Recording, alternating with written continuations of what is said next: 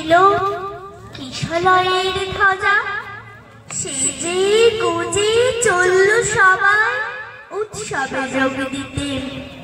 কৃষ্ণচূড়া সবার মাথায় টুকটুকে লাল ফিতে, কৃষ্ণচূড়ার আগুন রাঙের ওড়না চুড়িদার, রাধাচূড়ার মতো নাচে স্বর্ণচূড়ি কান।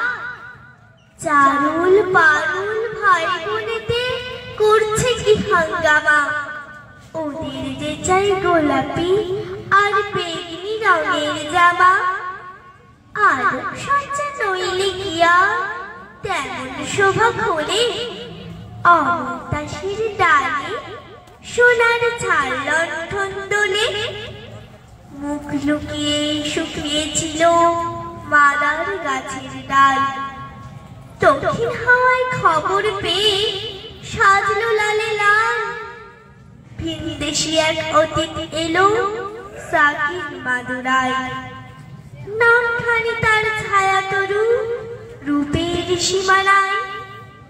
রুদ্র পলাশ নামটি বড্ড কঠিন এবং ভারী, কমলা রঙের পাগড়ি তারও কেমন মনোহরি।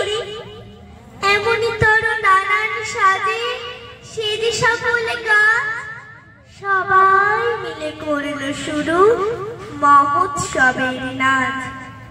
নাচে গানে খুশির টানে উঠল সবাই মেতে, কেউ দেখেনি দূরের মাঠে কে ছিল ওত পেতে।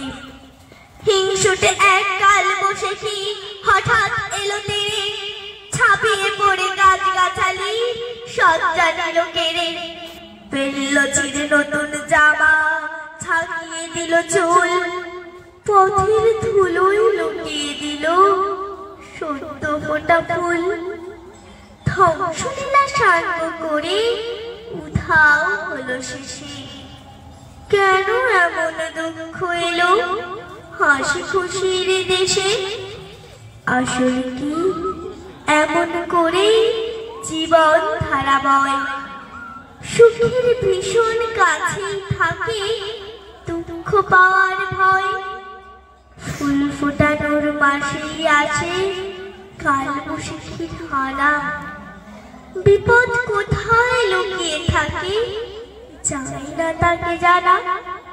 তাই বলে কি শিমুল পলাশ উঠবে না আর কাল, রাত্রিকালেই উঠবে ভোরে কৃষ্ণচূড়ার ডাল। হিংসুটে ঝড় আজকে যাদের হাত পা দিল ভেঙে, কালকে তারাই নতুন রঙে উঠবে আবার রেঙে। না হয় আবার ঝড়ের হাতে দুঃখ পেতে হবে, ফুল ফুটিয়ে যাবে তারা বসন্ত উৎসবে। নমস্কার।